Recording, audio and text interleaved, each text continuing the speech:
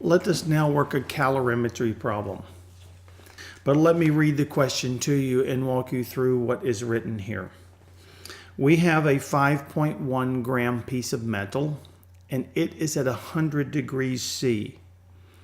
It is placed in a calorimeter, and that calorimeter has a heat capacity of 1.54 joules degrees C.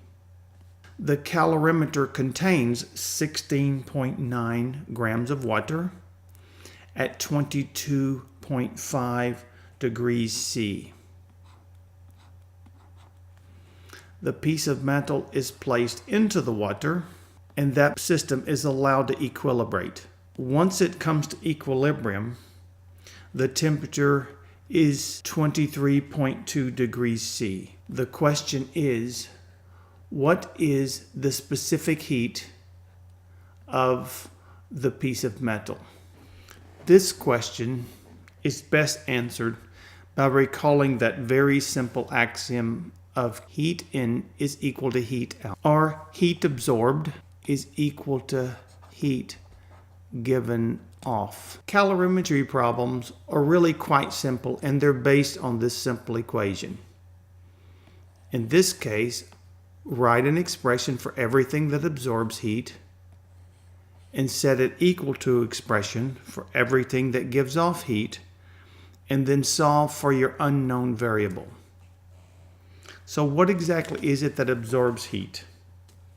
Well, there are two things that absorb heat. There is your calorimeter, and there is your 16.9 grams of water. So let's write expressions for that. For the calorimeter, you have the heat capacity times delta T. But what else gained heat? Ms delta T for your water. And also, this delta T is the same. So we can just go ahead and put a W there because the calorimeter and the water, they started out at the same temperature and they ended at the same temperature. And what gave off heat? Well, we're going to put a minus here because it was given off. So minus Ms delta T for the jewelry, which I'll just show with a J here. Okay. The analysis of this is quite simple. So what are we solving for? This is what the question asks for. Because you can only have one equation and one unknown, that means everything else, if this problem is solvable, must be known. So let's do a quick check. Is this known? Yes. Is delta TW known? Yes, it is. So what do we have from that? Well, let me go ahead and write this. 1.54 joules per degree C for that. And what is delta T? Delta T is final minus initial is 23.2 minus 22.5.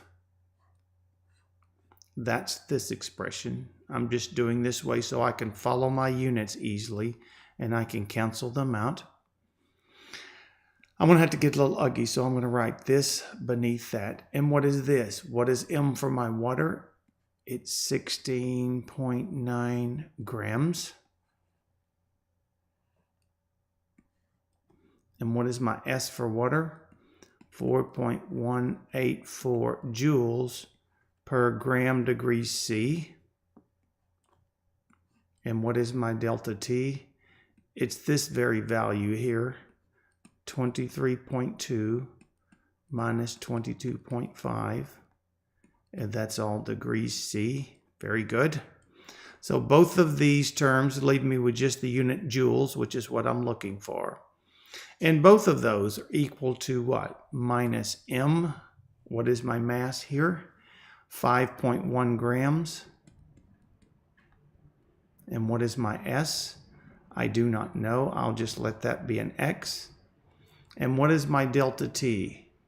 Well, my final was 23.2 minus, and my initial was 100 degrees C. Right.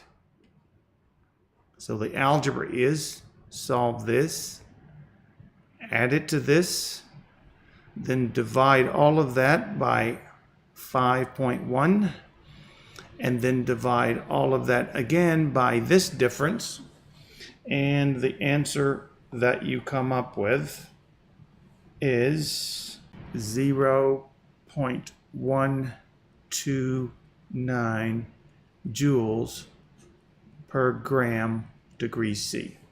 And that's all there is to it.